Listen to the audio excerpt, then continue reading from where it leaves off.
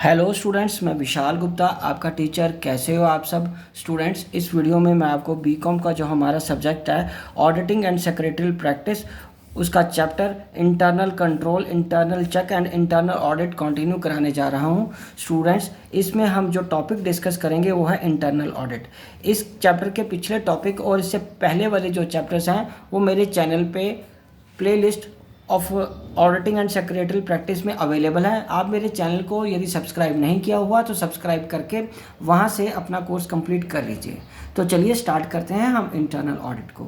So internal auditing is an independent appraisal function established within an organization to examine and evaluate its activities as to the service to the organization। ये एक appraisal function की तरह है, independent function की तरह है जो organisation में किया जाता है ऑर्गेनाइजेशन की एक्टिविटीज़ को चेक करने के लिए।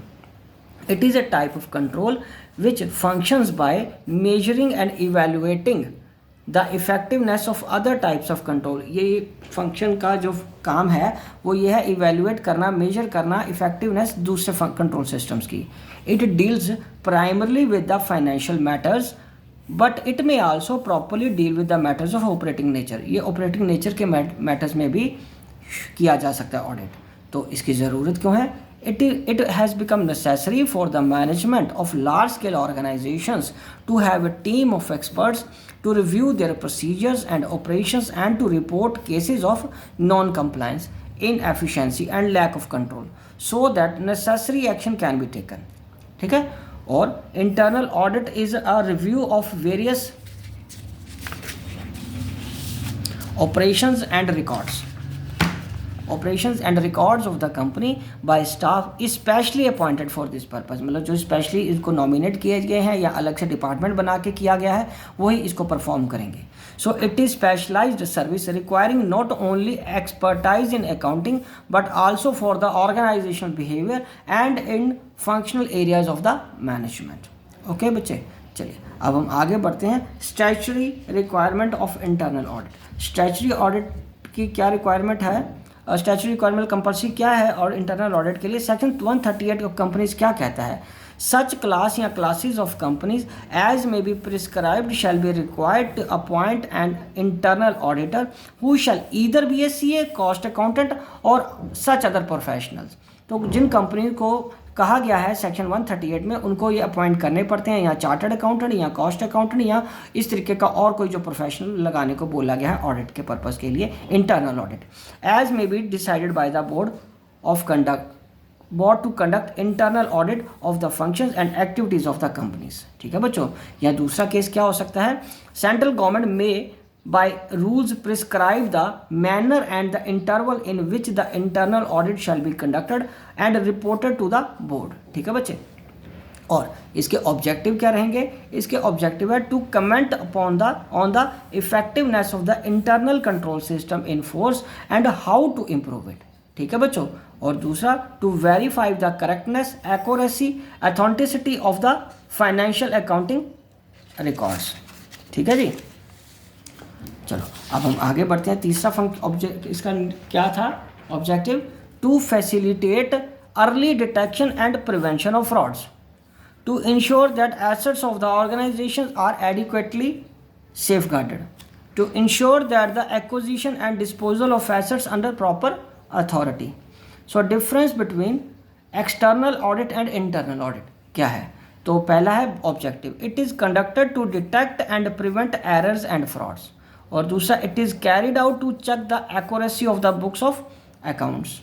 और अपॉइंटमेंट कैसे होती है? Internal auditor is appointed by the management and external auditor is appointed by the shareholder और बाय द गवर्नमेंट। और उसके बाद बच्चों status, internal audit is regularly paid employ. Auditor जो होता है रेगुलरली पेड एम्प्लॉय होता है कंपनी का। और external auditor is an independent person. और उसकी इंटरनल ऑडिटर अपनी रिपोर्ट किसको सबमिट करता है? मैनेजमेंट को। और एक्सटर्नल ऑडिटर अपनी रिपोर्ट किसको प्रेजेंट करता है? शेयर होल्डर्स को। ड्यूरेशन क्या है? ये carried out through out the year, ये सारा साल भी चलता रह सकता है। और जो एक्सटर्नल ऑडिट है वो periodically mainly after financial statements या फाइनेंशियल अकाउंट्स आर प्रिपेयर्ड। ठीक है बच्चों। चलिए अब हम आगे डिस्कस करते हैं how far external auditor can rely upon the work of internal auditor, कि एक्सटर्नल ऑडिटर कहाँ तक इंटरनल ऑडिटर के काम को चेक कर सकता है या उस पर रिलाई कर सकता है, भरोसा कर सकता है. No doubt the objective of internal audit are substantially different from those external audit. ठीक है, एक्सटर्नल ऑडिट और इंटरनल ऑडिट के जो ऑब्जेक्टिव्स हैं वो दोनों डिफरेंट हो सकते हैं.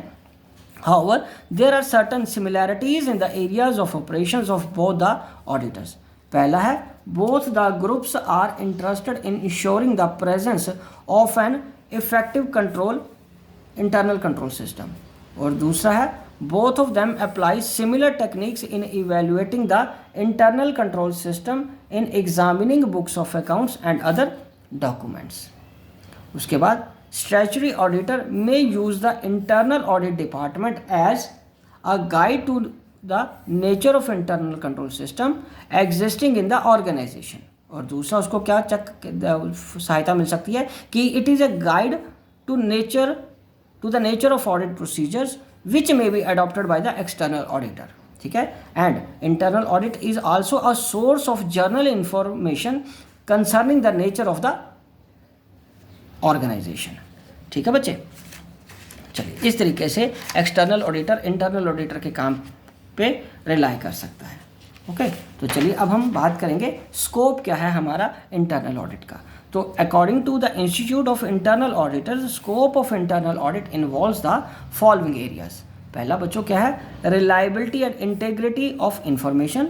दूसरा, compliance with policies, plans, procedures, laws and regulations. तीसरा, सेफगार्डिंग ऑफ एसेट्स. चौथा, economical and efficient use of technology. और पांचवा, accomplishment of established objectives and goods for operations और द प्रोग्राम्स.